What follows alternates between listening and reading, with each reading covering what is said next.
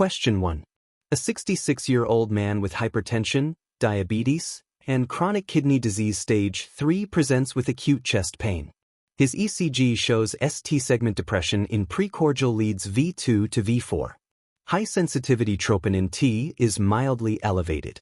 He undergoes coronary angiography, which reveals a 90% stenosis of the proximal left anterior descending artery without acute thrombus. Which of the following statements is most correct regarding his diagnosis and management? The findings are consistent with unstable angina, and urgent PCI is indicated. B. The diagnosis is non-ST elevation myocardial infarction. Early invasive strategy is recommended due to high-risk features. C. The absence of ST elevation and absence of critical left anterior descending lesion makes this stable angina. D. Elevated troponin in chronic kidney disease always reflects chronic myocardial injury, not acute ischemia. Fibrinolysis is appropriate first-line therapy in this patient. Correct answer is B. Explanation. This patient has non-ST elevation myocardial infarction as suggested by ischemic ECG changes plus troponin rise, regardless of angiographic thrombus visualization. He has high-risk features: diabetes, chronic kidney disease, proximal left anterior descending lesion, so early invasive strategy (PCI) is indicated. Unstable angina would not have troponin elevation. Stable angina does not cause troponin rise or new ECG changes. Chronic kidney disease can cause chronic troponin elevation, but the acute rise along with ECG changes indicates myocardial injury suggestive of myocardial infarction. Fibrinolysis is reserved for ST elevation MI when PCI is not available. Question 2. A 58-year-old man develops acute severe hypertension during surgery. His left ventricular afterload rises significantly. Which of the following statements regarding the physiological consequences of increased afterload is most correct? Coronary perfusion is impaired because coronary flow occurs predominantly during systole and is shortened. B.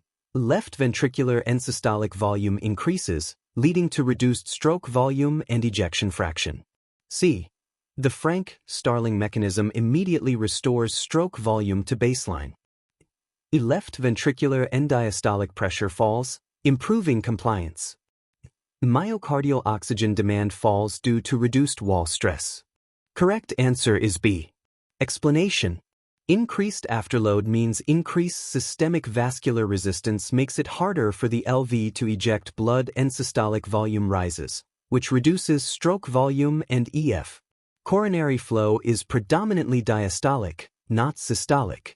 Frank-Starling can partly compensate if preload rises, but not immediately to baseline stroke volume. Left ventricular end diastolic pressure rises, not falls, because of higher residual volume and impaired relaxation. Myocardial oxygen demand increases due to increased wall stress as per Laplace's law. Question 3.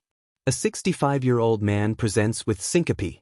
ECG shows QRS 170 milliseconds with left bundle branch block morphology. Echocardiography demonstrates dilated cardiomyopathy with an ejection fraction of 25%.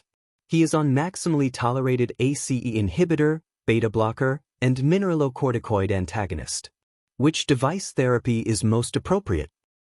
Pacemaker implantation. B. Implantable cardioverter defibrillator. C. Cardiac resynchronization therapy with ICD. D. Wearable defibrillator. No device therapy. Correct answer is C. Explanation. This patient meets criteria for cardiac resynchronization therapy with ICD.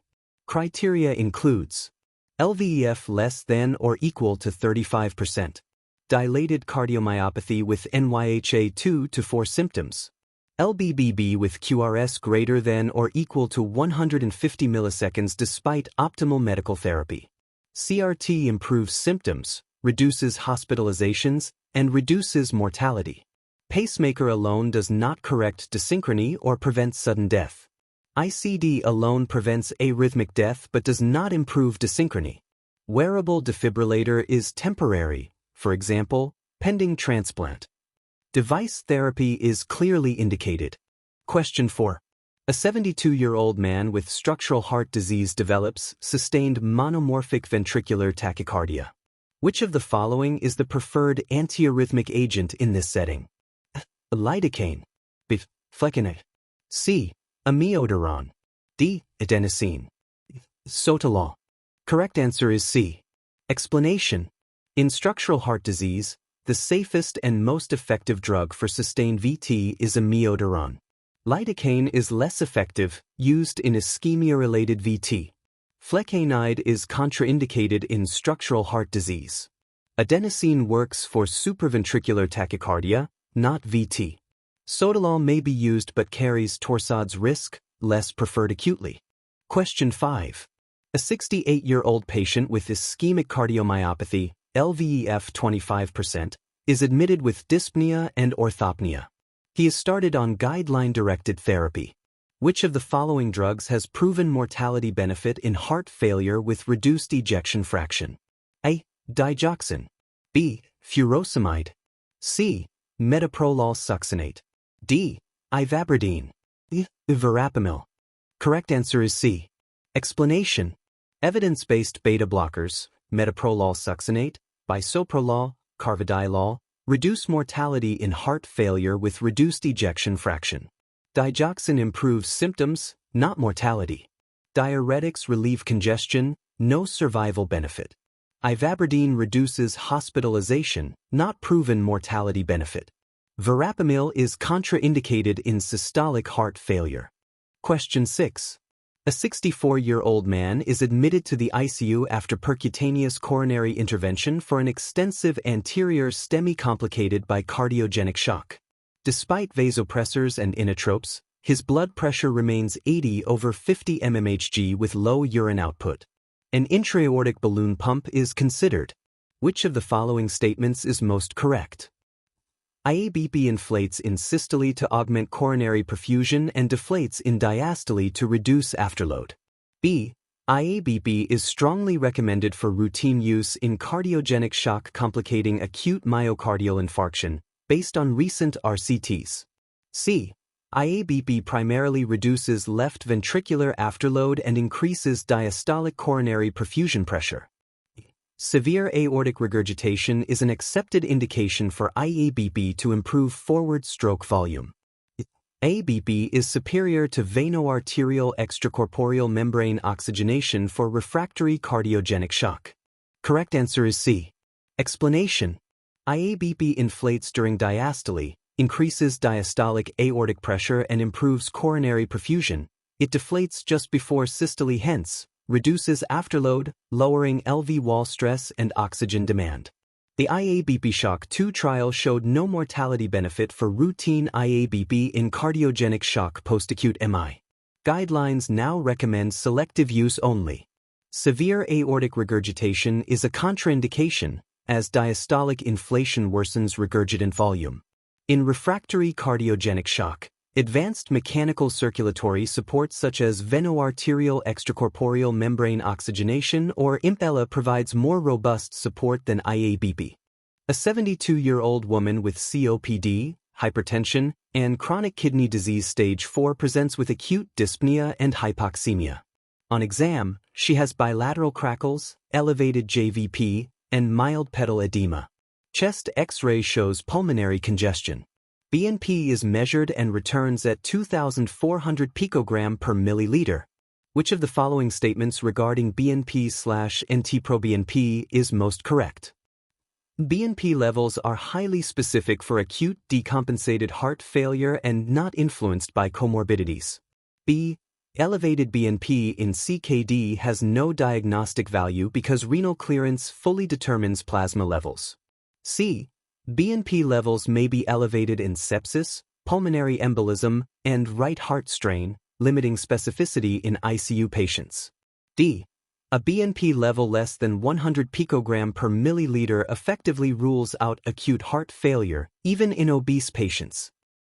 Serial BNP measurements are the gold standard for guiding ICU fluid resuscitation. Correct answer is C. Explanation. BNP NT-proBNP is secreted from ventricular myocardium in response to wall stretch like volume or pressure overload. BNP is not specific. It can be elevated in sepsis, pulmonary embolism, pulmonary hypertension, renal dysfunction, and right ventricular strain. This limits its diagnostic value in ICU patients, though it retains a good negative predictive value. BNP is sensitive, but not highly specific. CKD does increase BNP levels, but dynamic changes and absolute cutoffs, with higher thresholds, still carry diagnostic value. In obese patients, BNP can be falsely low, so less than 100 picogram per milliliter does not absolutely rule out heart failure.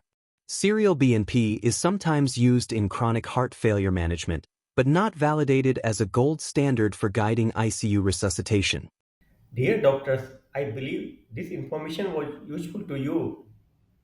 If you have any feedback, suggestion or comments, please write down in the comment section where I will respond.